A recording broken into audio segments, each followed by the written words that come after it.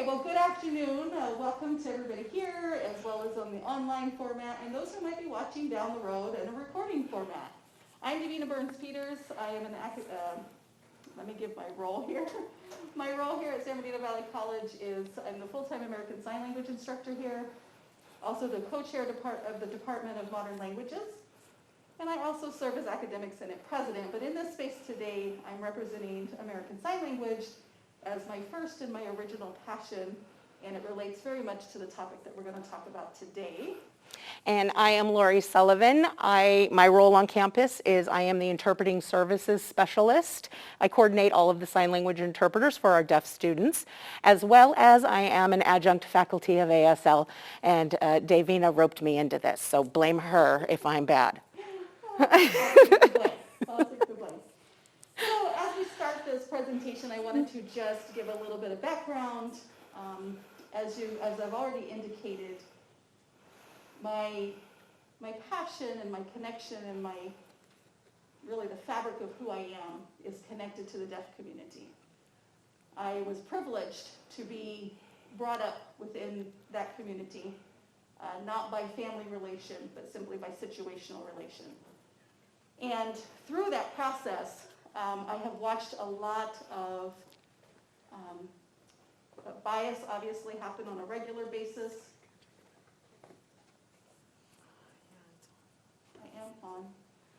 Bias that's happened on a regular basis. I've watched discrimination, oppression, and all the things that occur within that community. And I've actively tried to play the role of ally.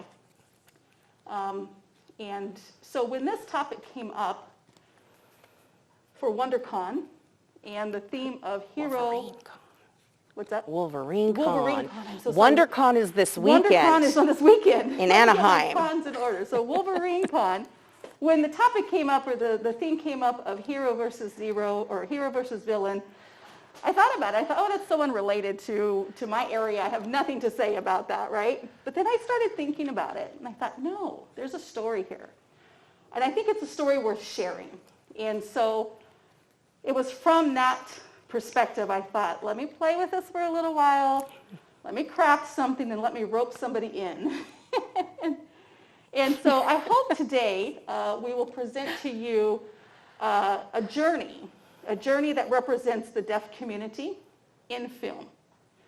And we titled it, it's not a very fancy title, and it's a little bit awkward on the tongue, Hero to Zero to Hero, Inclusivity in Film. But I chose that for a reason, because you're going to see in this presentation that it really was an open space. Film was an open space and an inclusive space at one time. And it moved into what we call the zero space, and we're even going to identify and kind of label a negative zero space for the deaf community.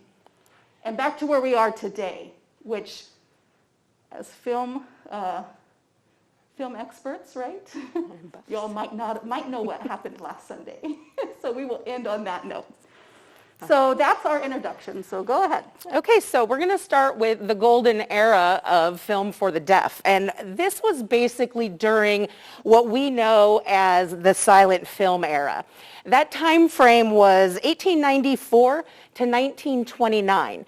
And that's when all of the silent movies really were coming out, especially in those last 10 years. Silent movies were a very popular form of entertainment. Now, in Wikipedia, we use Wikipedia occasionally to cite things. Now, this is actual correct information. I double-checked in other sources, too. So for those of you who are picking on me about using Wikipedia, I checked. Silent film is a non-synchronized audible dialogue show that includes title cards and visual cues, as well as music, which included pianists, organists, or a small orchestra. Now, a little interesting tidbit that I learned during my research is about these title cards. And you guys are familiar with those silent movies where in the middle of a scene they would put up a big screen of words to try to describe what was going on in the movie. Well, that only happened when the film started getting a little bit longer. Before then, movie theaters would have an in-house interpreter to explain what was going on in the movie. So I thought that was a pretty interesting little bit of thing that we all should have learned. Because, hey, look, as an interpreter, we were there. I didn't know it either. So talkies, those were what replaced silent films.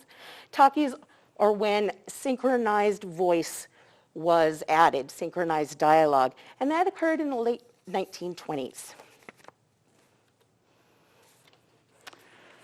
So,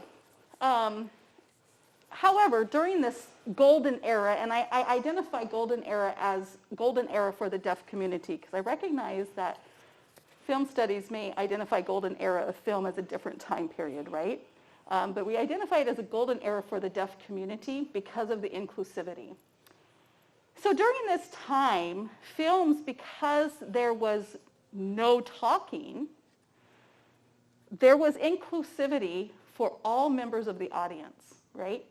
Every person who wanted to go watch a movie could go to that theater and enjoy it equally.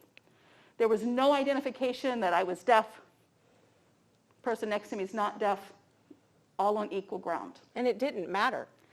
Exactly. Didn't matter. Everybody could be there.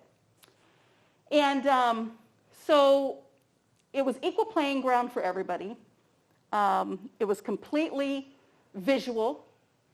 What you may not know, it was even of benefit to the deaf community because in American Sign Language, a majority of the language is expressed through body language, through body shifts, facial expressions, mouth movements, eye gaze, eye movements.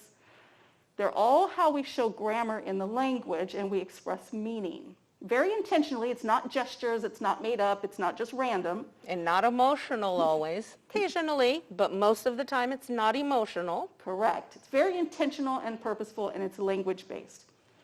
So that being said, during this golden time, right, the deaf community was able to not only understand the film, but they were also able to participate as actors. They were allowed to have, they were allowed to participate, and it was an equal employment opportunity for them. And there were deaf actors and actresses during this golden era, during silent films. We identify Charlie Chaplin here as one of the, quote, heroes, right? So remember that hero, zero, hero pathway that we're talking about. Charlie Chaplin was one of those heroes that we identify. So he was part of clearly the silent film era. And talkies came on, these talkie films came on, and at the time it seemed very ingenious. Oh, Hold on that. Talk about that first. Talk about this She first. jumped the gun a I little jumped bit. the gun. All right. So anyhow, Charlie Chaplin is one of our identified heroes. And the reason being that he is one of the heroes because he was not deaf. All right? He was not deaf. He actually was a friend of this gentleman on the right, whose name is Granville Redmond. Granville was actually an artist for the most part and a part-time actor. He did landscape painting, totalism, and California Impressionism. However, Charlie Chaplin saw something in him and recognized a special quality that he had.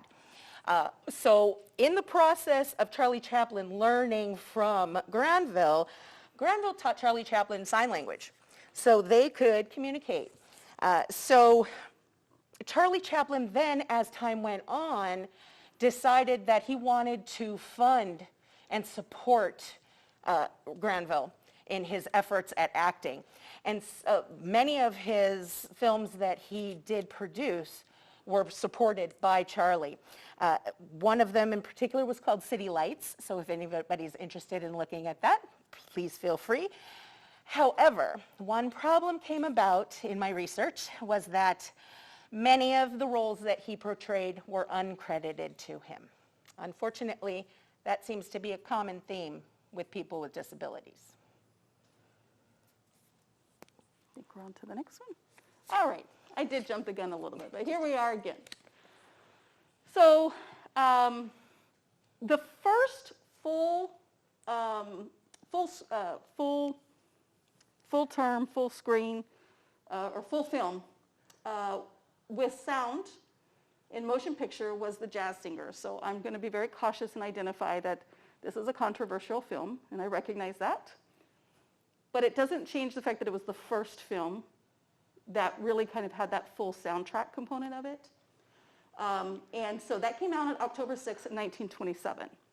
Within a few years, the technology was not great at that time, right? There was issues with synchronization. There was still fine-tuning that. But by 1929, 1930,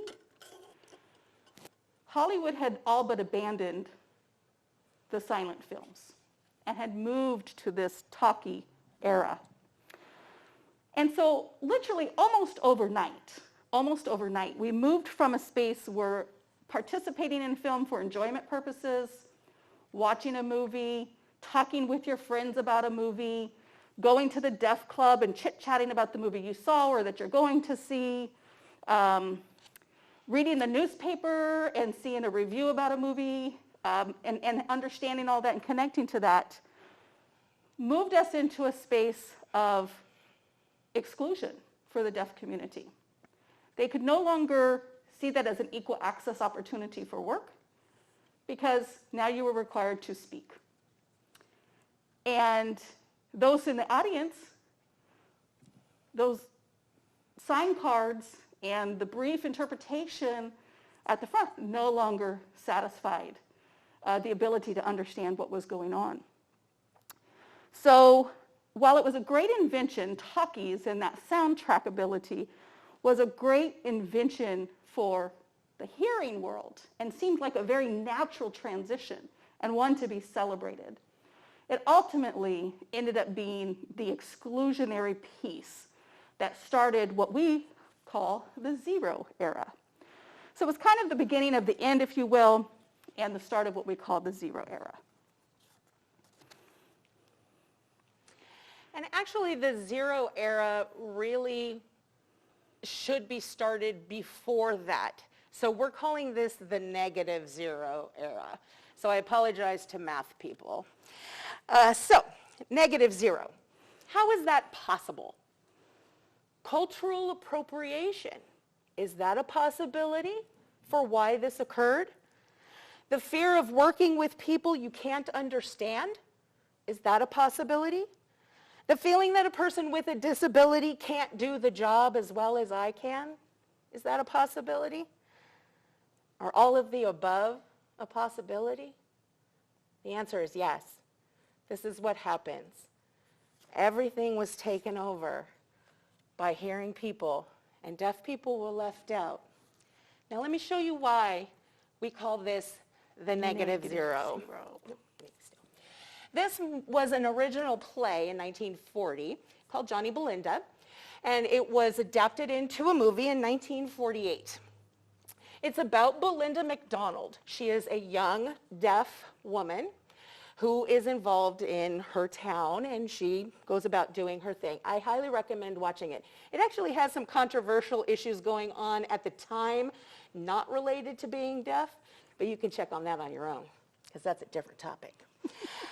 Hollywood chose Jane Wyman to portray Belinda McDonald in this episode, in this movie, which she eventually won an Academy Award for. Now, think about it. A hearing actress playing a deaf person, a deaf character, wins an Academy Award. How much better would this have been had they chosen a deaf actor to play it and win the Academy Award? We might never have gone through this negative zero phase. The other thing about this project was there was absolutely no indication in my research so far to indicate that any deaf person was involved in this project. The next set of negative zero, along the same lines. The miracle worker. We're all pretty much familiar with Helen Keller's story, I hope. If not, do some research, please. Helen Keller has been remade several times of the miracle worker story. In 1962, Patty Duke played Helen Keller. Patty Duke is a hearing sighted actor. In 1979, Melissa Gilbert played her, another hearing sighted actor. In 2000, Disney's adaptation, starring Haley Kate Eisenberg, also a hearing sighted actor. Even in the year 2000, Disney, who is currently working toward more inclusivity, they're working hard. However, even back then, they were not. Each actress that you see on here were hearing and sighted.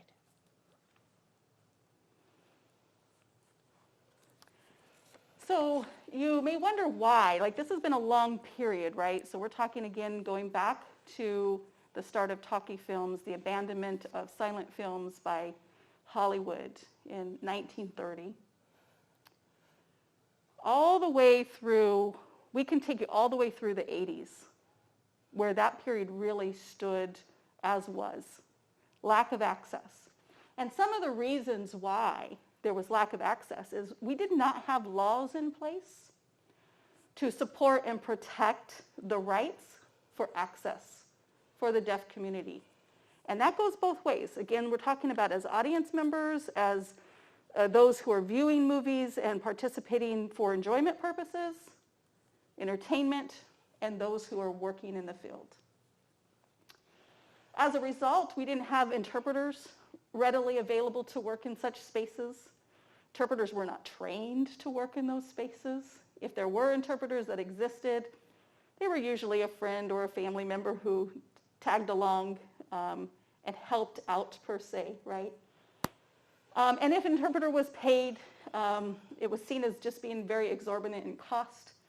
Why should I hire this actor who is deaf versus this actor who is hearing? Because this one's going to cost me, well, maybe not twice as much, but they're going to cost me a good number above and beyond what this other actor might cost me because I need to provide access, right? There was no closed captioning. So on the enjoyment end and on the entertainment end, there was no closed captioning on film, on televisions, anything like that. So this lack of access continued, as I said, well into, the law started to change in the 1950s, and we'll touch on that here in a moment, but really things have not changed until into the 80s. That's a long time to sit on the sideline and be excluded from a space that at one time you were not. You were literally removed from that. So it sounds really extreme, but I think it's very real, right? We could tell stories all day long about personal friends and, well, for both of us, it would be friends. Personal friends, close friends, people we call family, who experienced this time period and the frustration that they had with that. So as Davina mentioned, there were a few little small incremental steps in the positive direction in that 50 years span of when talkies really started going in the 30s through 1980 when deaf people started really demanding and getting results in what they needed in regards to communication. And I think a lot of things came about where people in the industry realized that they're missing out on money in the deaf community. So deaf people have money, hearing people have money. Why are we not tapping into everybody who has money? So they started realizing that that was something that they could also do. But before then, so captioning in relation to films was very slow in coming. In 1951, the first closed caption movie was made and made available. It was called America the Beautiful. In 1958, closed captioning was required by law for all films. However, you might not have heard about it because lack of enforcement. So who's going to really do it if there is no enforcement? And then in 1990 was the biggest thing that could have happened for all of everyone with disabilities, let alone deaf people within the movies. But the Americans with Disabilities Act in 1990 was signed. Section 508 specifically deals with captioning in films. And if I could add to that, if you want to back up one more time to that, I just do want have to add a more, little bit actually. to that. I have more. With, the mention is here that, there was no captioning police per se. It took a while, but it was the deaf community, and so we'll talk about this a little bit more, but as we talk about heroes again, I want to make sure we keep the eye on the deaf community themselves. They were the ones who advocated and became heroes in their own right and for themselves and for their access. They were the ones that began to police the work, police the lack of access, police the captioning on films. Yeah. And it, again, so while all of this was in law, it just wasn't played out in every day. And it took a lot of fighting and a lot of struggle on a regular basis. It was a big lift for the community to constantly monitor, report, complain, request, access. I did write down the actual, what it says under Section 508. It says reasonable accommodations. It requires the federal government to procure, create, use, and maintain information and communication technology that is accessible to people with disabilities, regardless of whether or not they work for the federal government. So that was a big step for inclusivity for non-government deaf workers and general lay people, as well as for those who were already working in federal government situations. And important to note that this captioning laws were only about the audience members. We still do not have equal access, nor any recognized deaf actors or actresses in the film industry at this time. So that's why it's small steps. It's just one side of the story. Okay, and let's go to our heroes. Yes. We love heroes, right? You guys as heroes might look a little different than mine, but that's okay, right? You might think of Superman. I don't know, I guess Superman's a hero, right? Captain America might be a hero. Like her. She's not but there are some other heroes. And the first one we want to point out, because really she made the first major mark, is Marlee Matlin. Now you may know her name, and depending on what generation you're from, you may or may not recognize how far back her work goes. It seems really ancient to say that, but I guess, 1980, what is it, 86? Yes. That's kind of a long time ago. That's the year I graduated high school. Yeah, I graduated the next year, so I hear you. But the reality is, so Marlee Matlin played a role in Children of a Lesser God. So that was a film that it was a deaf character. So she was a deaf person. She is deaf, Marlee is deaf. And so she was selected to play that character. So that was a great win for the community, right? That deaf character, we have deaf representation. One of the first. Not only did she play that character, but she won an Oscar for that role in 1986. I will note, though, that in 1986, so we've already kind of presented some facts that might give you indication that there still was not a whole lot of accessibility. There was still a great divide between the hearing world and the deaf world. Marlee Matlin happens to have, and I say happens to have, because not every deaf person has this ability. She happens to have ability to speak, and speak in a way that is understandable. And that's a whole nother discussion about what that takes and identity. But the deaf community really saw Marlee Matlin as a member of their community, right? Identified as a deaf person, used sign language in the film, even though you couldn't see a lot of it and a lot of scenes and things were cut off, but it was present, right? Their language was present on screen. It wasn't hidden, it was visible. So when she won that Oscar, they were so excited. They couldn't wait to see a deaf person up on stage and sign their acceptance speech.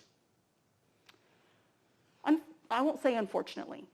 What ended up happening is Marlee Matlin had to make a choice. She's working in a field that is still primarily hearing. There's still a divide. And she had to make a choice, and she chose to give her acceptance speech by speaking for herself. The community was crushed. They were crushed. They threw stones. They threw accusations.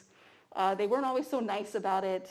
Really put a lot of burden on her for, why did you do that? This was your chance to represent us.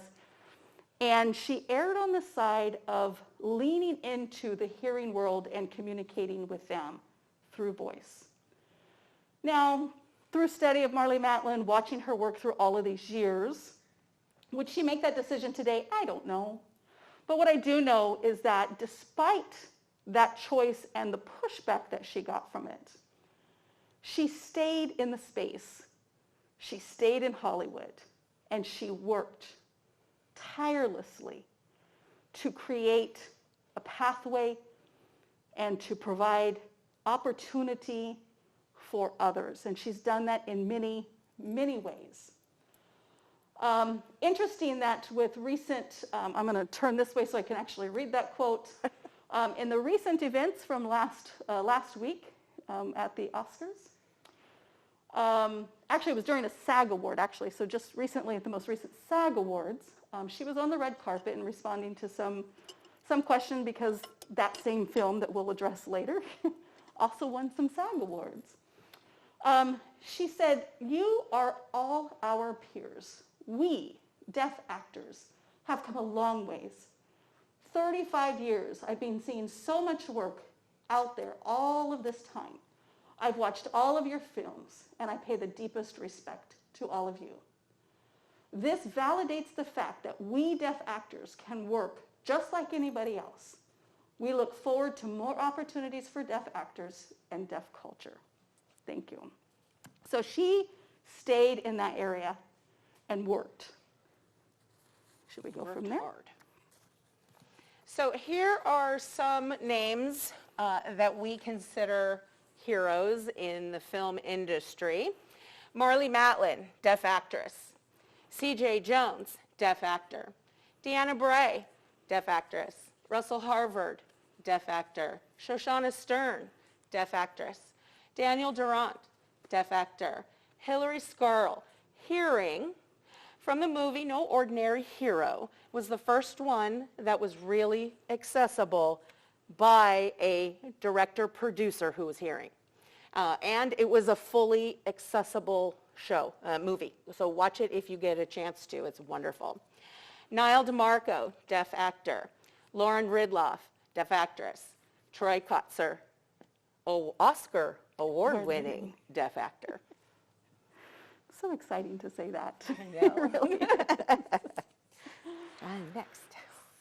So, me, yes, You. all right, excellent. So, those were a list of names. Those people have lots of credit to their name. If you look them up, you'll find all of their films and their theater shows, Broadway shows, I should say, television shows, etc., tied to their names. But there are some blockbuster, I'm going to call them blockbuster. I don't know if they actually met the threshold in terms of income, but I'm going to call them blockbuster, certainly mainstream films, right? Maybe crossover? Crossover films, maybe, that have come along in the last few years. One of them is A Quiet Place. It has a deaf character played by Millicent. Coda, of course, is our most recent film.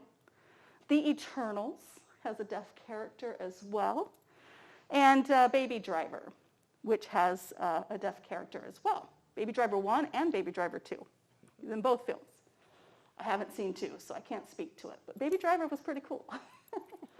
So, Okay.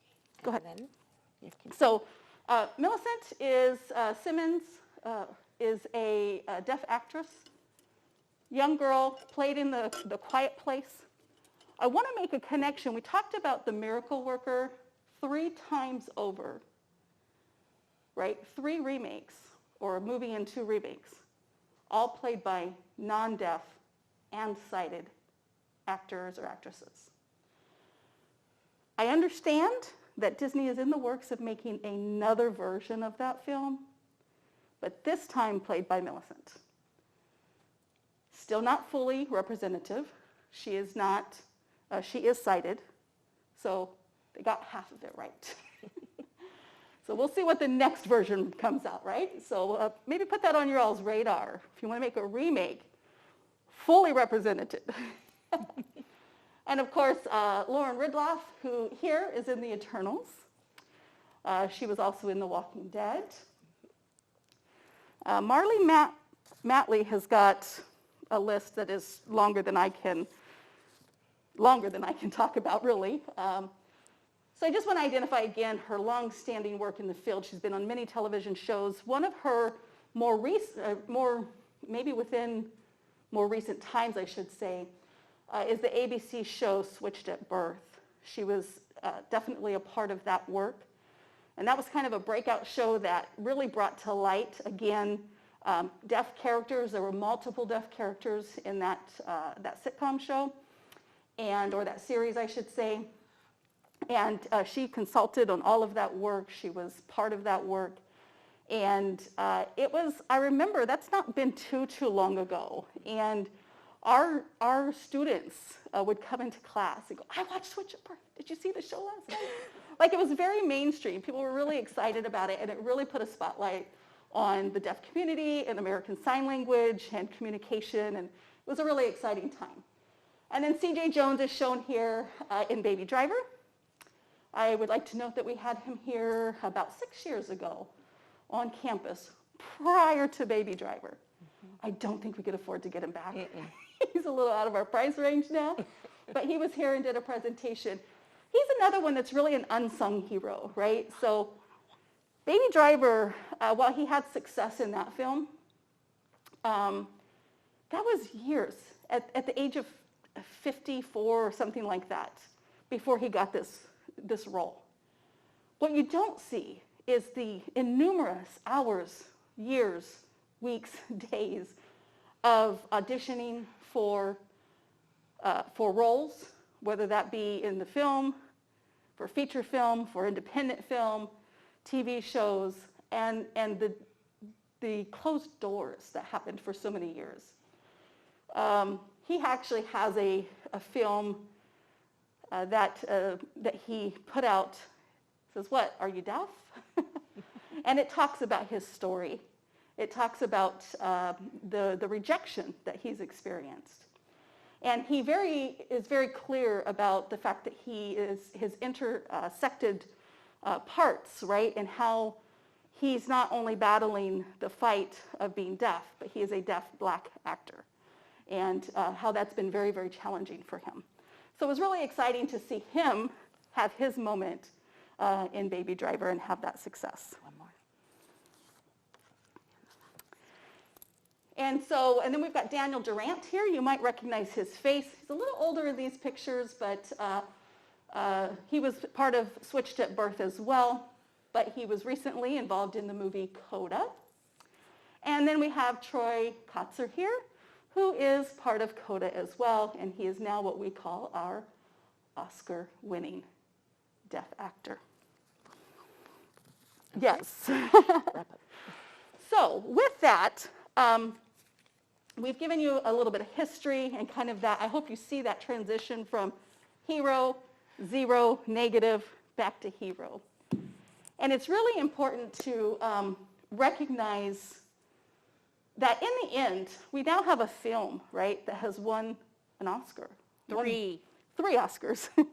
Best film, best adapted screenplay? Is that what they call it? That's the one I can never remember. I know it was best actor, best picture, and then the other one.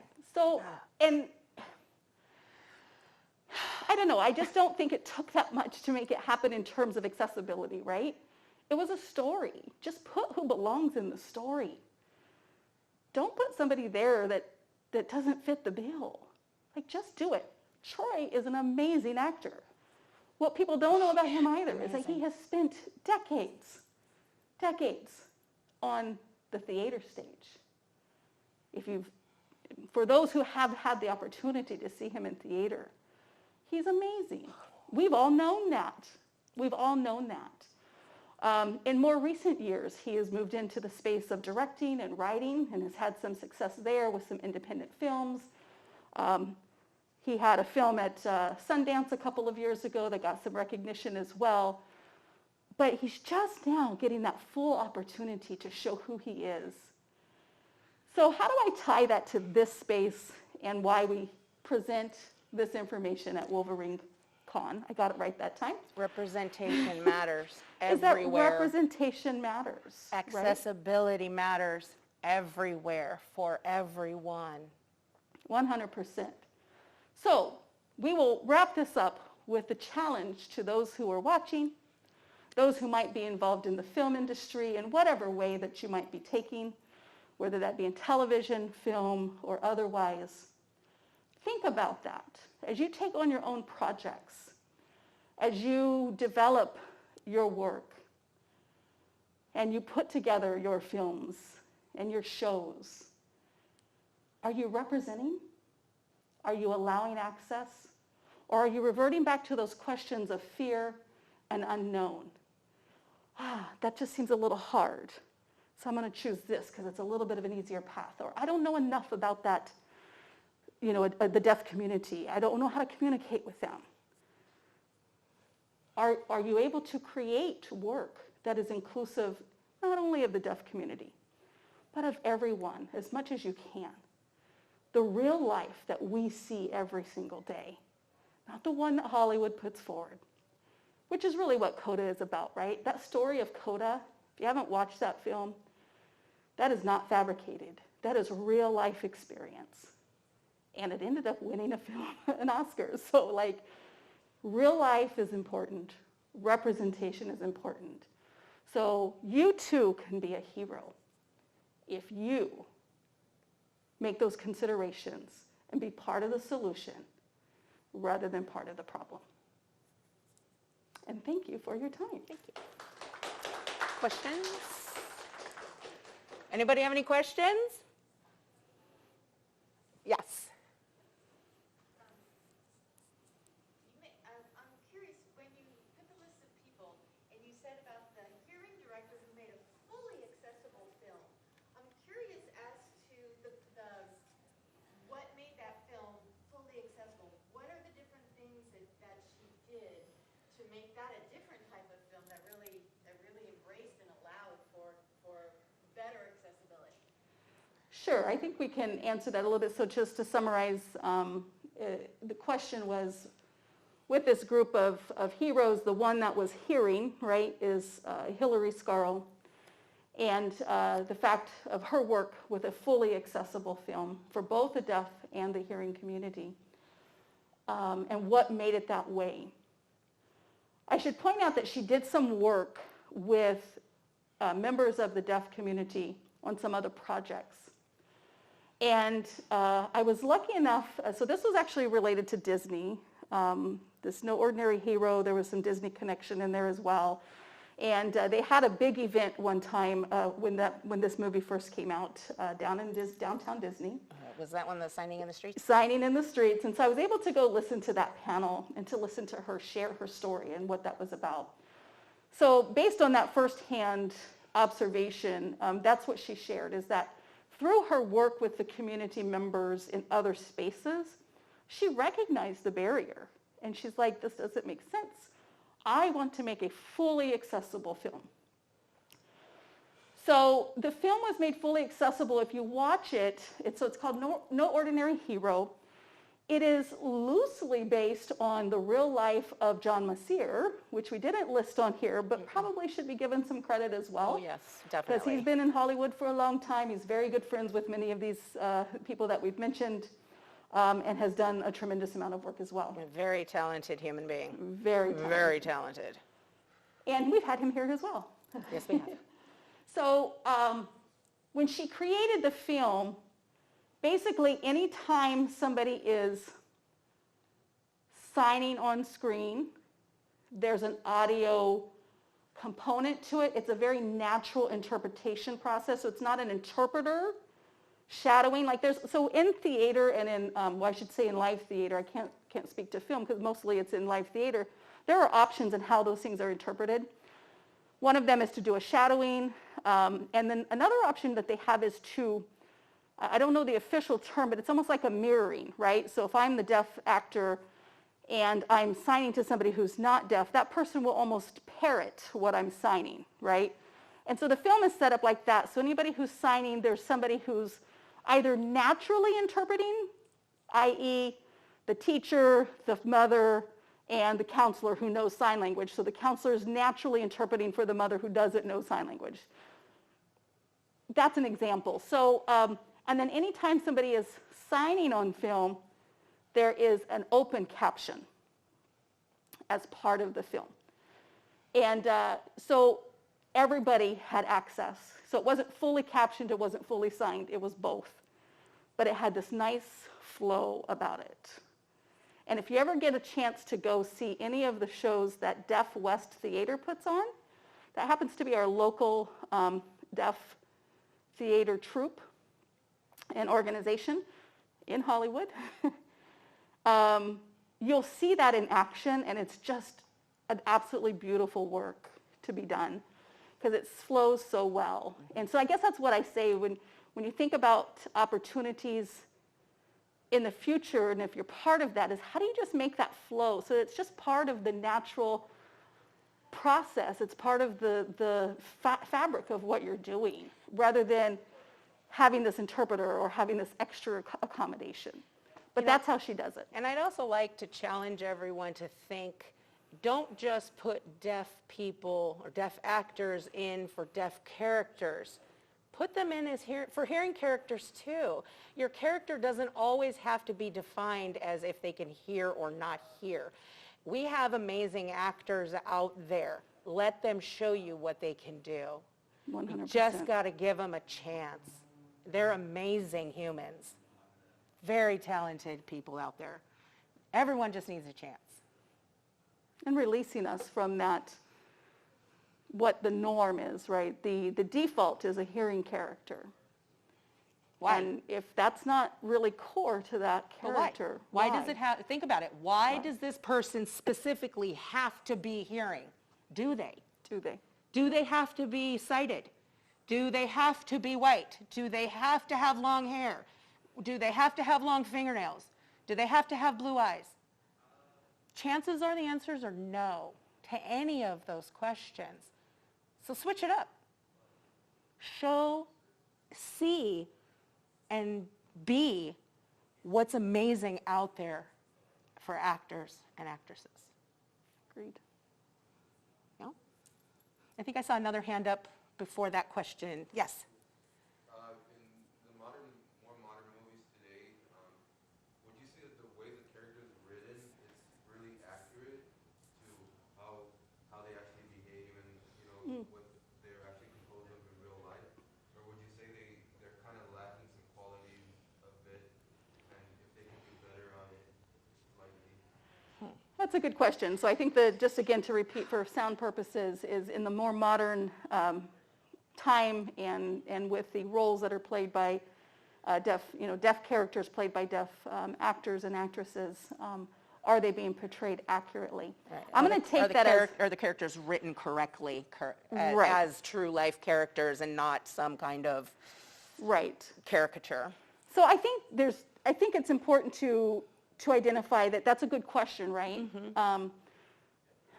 For example, if you have somebody who is a character who is a wheelchair user, right, uses a wheelchair, but you put somebody in that role who does not use a wheelchair and does have function of their legs, anybody who has worked in a field that interacts with those who are users of wheelchairs can identify that very quickly, right? Because of muscle structure and positioning, and you're like, no, you just put somebody else in there.